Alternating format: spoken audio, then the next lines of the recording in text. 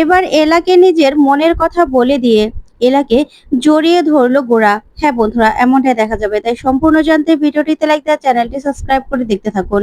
গল্পের শুরুতে দেখা যাবে এলার গোরা কৃষের ঘরে আসে। তখনই কৃষকে এভাবে বিছানায় শুয়ে থাকতে দেখেই এলা আসে আর এসেই বলে, কি ব্যাপার মিস্টার সেন, কৃষ এভাবে শুয়ে আছে কেন? তখনই গোরা সেই ঘুমের ওষুধের ডিব্বাটা পায় আর এলাকে দেয় আর বলে, এলা দেখো। তখনই এলা শিশিটা দেখে চমকে যায়। তারপরে দেখা যাবে ঐশী আর সুতপা সেখানে আসে। তারপরে সুতপা কৃষের অবস্থা দেখে চিৎকার করে ওঠে কৃষ বলে। তারপরে কৃষকে দেখেই কান্নায় ভেঙে পড়ে সুতপা। ওইদিকে দেখা যাবে এলা বলে, মিস্টার সেন, এখনই আমাদেরকে কৃষকে হসপিটালে নিয়ে যেতে হবে। তাড়াতাড়ি করে অ্যাম্বুলেন্সে ফোন করুন। তারপরে দেখা যাবে কৃষকে হসপিটালে নিয়ে আসে। এদিকে গোরা, এলা, তারপরে দেবজিৎ সেন, ওইদিকে দীপ্ত, মেঘনা সবাই অপেক্ষা করছে কৃষের কি অবস্থা। তখন এলা বলে, মিস্টার সেন, আপনি চিন্তা করবেন না, কৃষ একদম সুস্থ হয়ে যাবে। ওইদিকে কৃষের অবস্থা খারাপ হতে থাকে।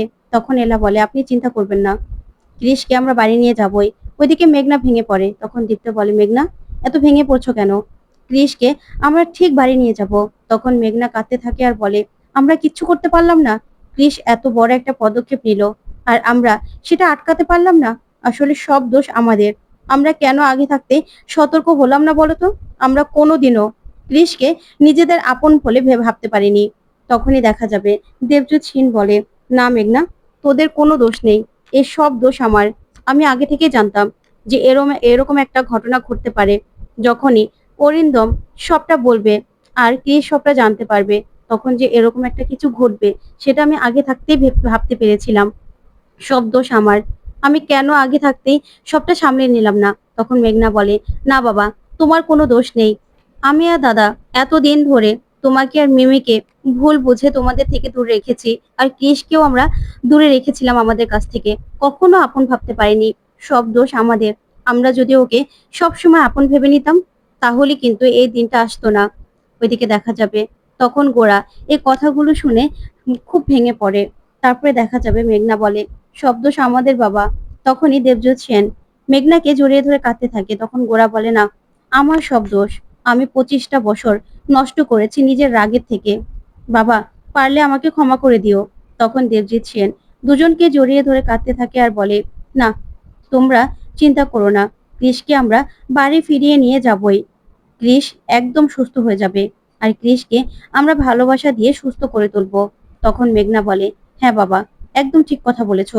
তখন এলা বলে, হ্যাঁ বাবা, আপনি চিন্তা করবেন না, কৃষকে আমরা ঠিক সুস্থ করে বাড়িতে নিয়ে যাব। তখন এলা বলে, বাবা, এবার আপনাকে একটু বাড়ি গিয়ে রেস্ট নিতে হবে। আপনিও তো খুব চিন্তা করছেন।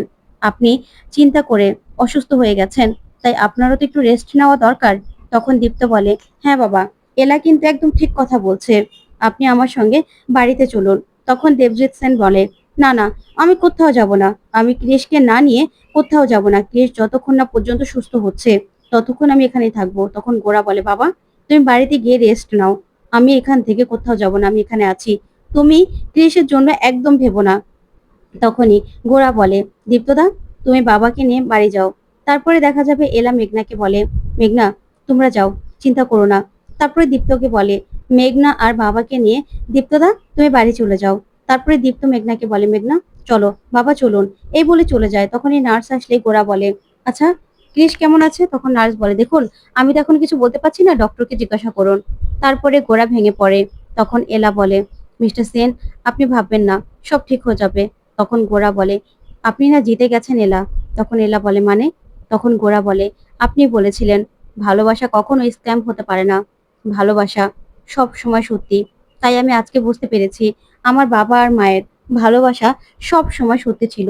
আজকে আপনি যে জিনিসটা আমার চোখে আঙুল দিয়ে দেখিয়ে দিয়েছেন, কিন্তু আমি এতদিন সেই জিনিসটা দেখার চেষ্টাও করিনি, কোনোদিনও সেই জিনিসটা ভাবার চেষ্টাও করিনি।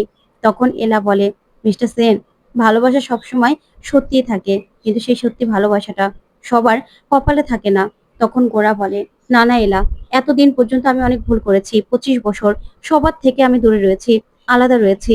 আমি আর কিছুতেই কোনো ভুল করব না। আজকে আমার জন্যই সবকিছু হয়েছে। এই বলে গোরা কাঁদতে থাকে। তখন এলা বলে, নিজেকে সামলান মিস্টার সেন। এই বলে তখন গোরা এলাকে জড়িয়ে ধরে আর কান্নায় ভেঙে পড়ে। তখন এলাও কাঁদতে থাকে গোরার এই অবস্থা দেখে। তারপরেই এলা বলে, মিস্টার সেন আপনি নিজেকে সামলান, এরকম করবেন না। কৃষ একদম সুস্থ হয়ে যাবে, কৃষকে আমরা বাড়ি নিয়ে যাব। আর কিচ্ছু শেষ হয়নি এখনো। তখন গোরা বলে, আমি আর কিছু শেষ হতে দেবও না এলা। আজকে আমি সবটা বলবো। আজকে আমার মনের মধ্যে কি চলছে সবটা বলবো। কেন আমি আপনাকে আমার কাছ থেকে দূরে সরিয়ে দিতে চেয়েছি সবটা বলবো। তখন এলা বলে, কেন বলুন, কেন আপনি আমাকে দূরে সরিয়ে দিতে চেয়েছেন? তখনই দেখা যাবে গোরা নিজের মনের কথা বলার জন্য মন স্থির করে নেয়। তারপরে এলা বলে, বলুন মিস্টার সেন, কেন কেন আপনি আমাকে আপনার কাছ থেকে দূরে সরিয়ে দিতে চেয়েছেন? আর আপনি এতদিন যা ভুল ধারণা নিয়েছিলেন, আজকে তো সব ভুল ধারণা ভেঙে গেছে। তাহলে বলুন। তখনই গোরা বলে, হ্যাঁ এলা, আজকে আমি সব সত্যিটা বলবো। আমার মনের মধ্যে আপনার জন্য কি ফিলিংস আছে সবটা আপনাকে বলবো। তখন এই কথা বলেই গোরা যখনই এলাকে বলতে যায় যে আমি আপনাকে, ঠিক তখনই সেখানে বিক্রম চলে আসে। আর এসেই গোরা আর এলার মাঝখানে দাঁড়ায়। তখনই বিক্রম বলে, এলা। তখন এলা অবাক হয় আর বলে, আপনি? তখন তো গোরা নিজেকে সামনে নেয়। তখন বিক্রম বলে, এলা, আপনার সঙ্গে আমার 2 মিনিট আলাদা করে কথা আছে। আপনার সঙ্গে আমি কথা বলতে পারি? তখন এলা বলে, দেখুন মিস্টার মুখার্জি, আপনার তো এখানে আসার কথা ছিল না, আপনি এখানে? তখন বিক্রম বলে, 2 মিনিট কথা বলবো। তখন এলা কথা বলতে চলে গেলে ওইদিকে গোরা ভুল বোঝে আর মনে মনে বলে, আমি এটা কি করতে যাচ্ছিলাম? আমি যে এলাকে ভালোবাসি সেটা বলতে যাচ্ছিলাম, কিন্তু এলা তো আমাকে ছেড়ে বিক্রমকে ভালোবাসে, নিজের মনের মানুষকে খুঁজে পেয়েছে, তাহলে আমি ওনাদের মাঝখানে কেন ঢুকবো? তখন এলা মিস্টার মুখার্জিকে বলে, আচ্ছা মিস্টার মুখার্জি, কি বলতে এসেছেন আপনি? তখনই বিক্রম বলে, আপনাকে এই কথাগুলো বলা দরকার ছিল। আসলে মিস্টার সেন আমাকে বাদ দিয়ে অন্য একটা উকিল ধরে কোর্টে আপনাদের ডিভোর্সের জন্য আপিল করেছে। আর সেখান থেকে আপনাদের ডিভোর্সের ডেটটাও দিয়ে দিয়েছে। যা শুনে এলা চমকে যায়। তখন বিক্রম বলে, হ্যাঁ, পরশুদিনই আপনাদের ডিভোর্সের ডেট। দেখুন, এখানে মিস্টার সেন সইও করে দিয়েছে। তখন তো এলা আবারও গোরাকে ভুল ভাবে আর গোরার দিকে তাকিয়ে মনে মনে বলে, নেহাকে বিয়ে করার জন্য, কাছে পাওয়ার জন্য আপনার এতটাই তাড়া যে আপনি আমাকে ডিভোর্স দেওয়ার জন্য এইভাবে উঠে পড়ে লেগেছেন মিস্টার সেন? আমি তো ভাবতেই পাচ্ছি না। তখন এই ভেবেই এলা খুব মন খারাপ করতে থাকে।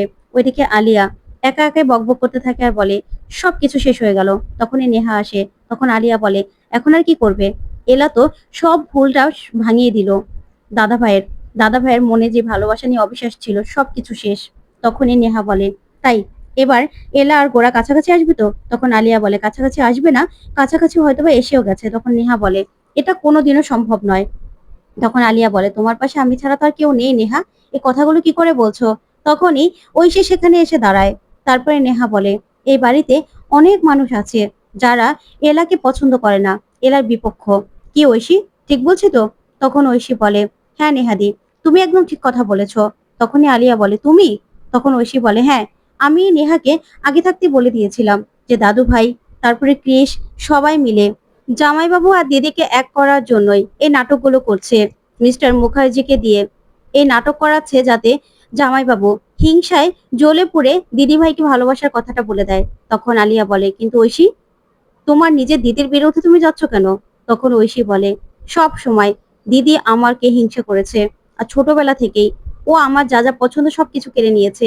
এবার কি দরকার ছিল জামাইবাবুর আর দিদির এসব সত্যিটা সবার সামনে আনার, যে ক্রিস এই বাড়ির ছেলে নয়? আজকে ক্রিসের যা অবস্থা হয়েছে সব তো এই দিদি ভাইয়ের জন্যই হয়েছে। আমি ওকে কিছুতেই ক্ষমা করব না। তখন নেহা বলে, ঠিকই বলেছো ঐশী, এই সবকিছু না এলার জন্যই হয়েছে। এলা না এরকমই, তাই এলাকে এই বাড়ি থেকে তাড়ানোর আমি ব্যবস্থা করে ফেলেছি। ওইদিকে এলা ভীষণ কষ্ট পায়। তারপরে দেখা যাবে বিক্রম বলে, হ্যাঁ, আর আপনার নামে একটা মামলাও করেছে। তখন এলা বলে, আমার নামে মামলা মানে? তখন বিক্রম বলে, হ্যাঁ, চিটিংবাজির মামলা। মিস্টার সেন ভাবছে আপনার মধ্যে আর আমার মধ্যে কোনো একটা সম্পর্ক আছে, সেটা নিয়ে মামলাটা করেছে। আপনি চাইলে সেটার বিরুদ্ধে মামলা করতে পারেন, আমি আপনাকে হেল্প করব। তখন এলা বলে, কোনো দরকার নেই। মিস্টার সেন ডিভোর্স চাইছে তো ঠিক আছে, পরশুদিন না হয় ডিভোর্সটা হয়ে যাক। আমি না এই পাল্টা মামলা মামলা এসব আর করতে চাইছি না। মিস্টার সেন যা চাইছে তাই হোক। ওইদিকে নেহা বলে, আমি আমার উকিলকে কাজে লাগিয়ে গোড়ার নাম করেই একটা অ্যাপিল করে রেখেছি। আর অ্যাপিলটা খুব স্ট্রং হওয়াতে ওদের ডিভোর্সের ডেটও চলে এসেছে। পরশু দিনই এলা আর গোলার ডিভোর্স হয়ে যাবে। এই ডিভোর্সটা না এবার কেউ আটকাতে পারবে না। তখন তো ঐশী আর আলিয়া ভীষণ খুশি হয়ে যায়। তখন আলিয়া বলে, সত্যি নেহা? তখন নেহা বলে, হ্যাঁ, ওদের ডিভোর্সটা পরশুদিনই হবে। এবার কেউ ওদেরকে একসঙ্গে আর রাখতে পারবে না। আর গোরা এলাকে নিজের মনের কথাও বলতে পারবে না। আর এলার নামে ফ্রড কেসও দিয়ে দিয়েছি আমি। এবার দুজনের মধ্যে ফাটল ধরে গেছে। ওইদিকে দেখা যাবে ডক্টর আসে। তখন গোরা বলে, ডক্টর, আমাদের পেশেন্ট? তখন ডক্টর বলে, উনি এখন ঠিক আছে, জ্ঞানও ফিরেছে। তারপরে গোরা ক্রিসের কাছে যায়, গিয়ে বলে, ক্রিস, এই কাজটা কি করে করলি? তখন ক্রিস বলে, কি করতাম বল? আমাকে নিয়ে তো যত ঝামেলা। আর তাছাড়া আমি তো ওই বাড়ির সন্তানও নই। তাহলে আমি কি পরিচয় ওই বাড়িতে থাকবো বলতো? আমার তো নিজেকে শেষ করে দেওয়াই উচিত। তাই তো আমি নিজেকে শেষ করে দিতে গিয়েছিলাম। তখন গোরা বলে, একদম বাজে কথা বলবি না। তুই ওই বাড়ির ছেলে, আর আমরা দুই ভাই। তুই মামুনির কথা আর বাবার কথা একবারও ভাবলি না? তুই কেন এই কাজটা করতে গেলি ক্রিস? তুই আমাদের কথা ভাববি না? তখনই এলা সেখানে যায় আর গিয়ে বলে, ক্রিস, তুমি ওই বাড়ির সন্তান, সেন বাড়ির ছেলে। আর সেন বাড়ির ছেলে হয়েই সেন বাড়িতে যাবে। তখন ক্রিস বলে, কি বলছো তুমি? আমার তো ওই বাড়ির সঙ্গে কোনো রকম কোনো সম্পর্ক নেই। তো বন্ধুরা, কেমন লাগলো আজকের আপডেট কমেন্ট করে জানাতে ভুলবে না। ধন্যবাদ।